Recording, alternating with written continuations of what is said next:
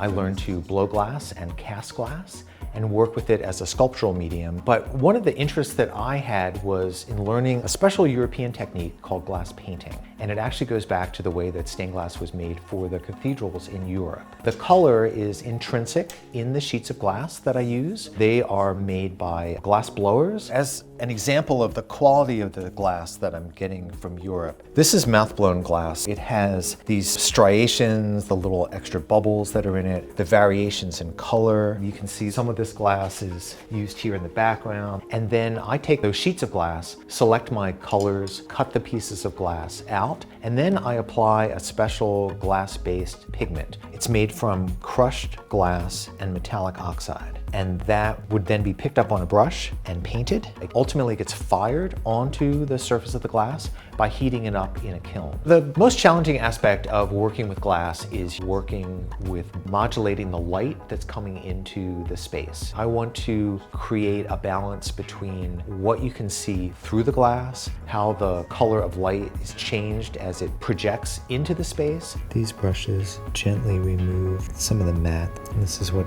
gives the illusion of some light falling on the piece. When I think about what is the most rewarding aspect of being a stained glass artist is the ability to work with a medium that will exist for such a long period of time.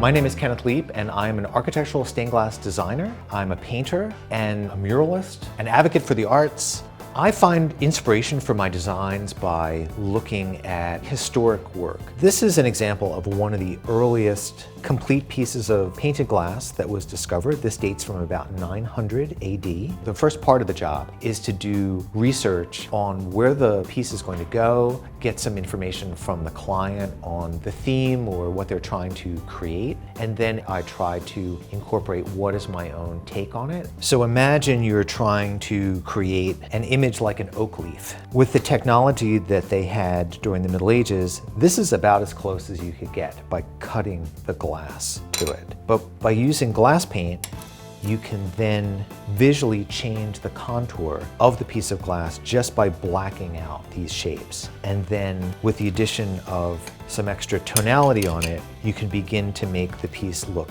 even more three-dimensional. As a result of the pandemic, I started painting outdoors, doing murals for church communities, sometimes corporations, sometimes public buildings for the state of New Jersey. But when I get a chance to paint a mural outside, it's really for everyone. So this was the first mural that was done in this little courtyard. One of the things that was interesting for me was the freedom and the immediacy of working with paint on a wall, as opposed to working with glass. With mural painting, it's very fluid. This is my own vision. The bluebird was painted in 2020, and then last October, I did the landscape behind it. It resonates for me in some of my spiritual background as well, because I believe that I live in a universe that was intelligently designed by a creator, and as an artist, that's the way that I kind of make contact with the divine, as being able to also co-create and create. There is a timelessness to it, and that is really amazing to me, and I feel it's a privilege to be able to work